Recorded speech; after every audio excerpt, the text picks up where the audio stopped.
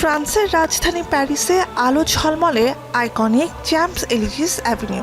400 গাছে এলইডি বাতি জ্বালিয়ে রাতকে করে তোলা হয়েছে বর্ণিল। Glorious, it's beautiful. This is our actually second year. We come here for Christmas lights every year. It's beautiful. শুধু চ্যাম্পস এলিজিস নয়, খ্রিস্ট ধর্মাবলম্বীদের সবচেয়ে বড় উৎসব বড়দিন সামনে রেখে প্যারিস গার্ডেনে দর্শকদের স্বাগত জানাচ্ছে ডাইনোসর, প্রাচীন সব পাখি আর দৈত্যাকৃতির সামুদ্রিক জীব।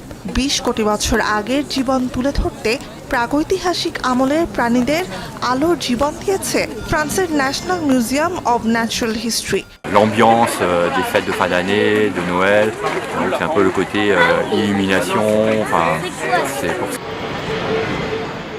এক মাস বাকি থাকতেই বড়দিনের কেনাকাটার আনন্দ বাড়াতে ক্রেতাদের জন্য সেজেছে ফ্রান্সের শপিং মলগুলো। বড়দিন আসতে দেরি, আনন্দ ছুঁতে দেরি নেই ব্রিটিশ রাজ পরিবারকে। চোখ জুড়োনো সাজে এরই মধ্যে সেজে উঠেছে Windsor castle. This year in here we have red and gold to match the sort of royal magnificence.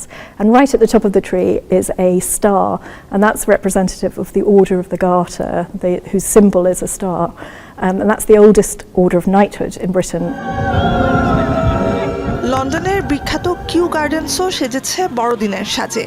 বর্ণিল আলোর খেলা আর সুরের মূর্ছনায় বড়দিনের আগেই উৎসব জেঁকে বসেছে প্রায় 300 বছরের পুরনো এবং ইউনেস্কোর বিশ্ব ঐতিহ্যের তালিকাভুক্ত এই নয়নাভিরাম বোটানিক্যাল গার্ডেনে।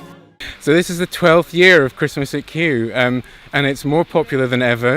We first started the trail as a way of getting people to come to the gardens at the darkest, coldest time of the year, and now hundreds of thousands of people come every year to enjoy the lights. ব্যতিক্রম নয় লন্ডনের natural history মিউজিয়ামও। বিশ্বখ্যাত এ জাদুঘরে এবারের বড়দিনের চমক অতিকায় Tyrannosaurus রেক্সের বড়দিনের সাজ। যুক্তরাজ্য, ফ্রান্স ছাড়াও ইউরোপের বিভিন্ন দেশে বড়দিন সামনে রেখে শুরু হয়েছে ভিন্নধর্মী নানা আয়োজন। এক এক শহরে এক এক রূপে উৎসবের আনন্দ ধরা দিচ্ছে বাসিন্দাদের।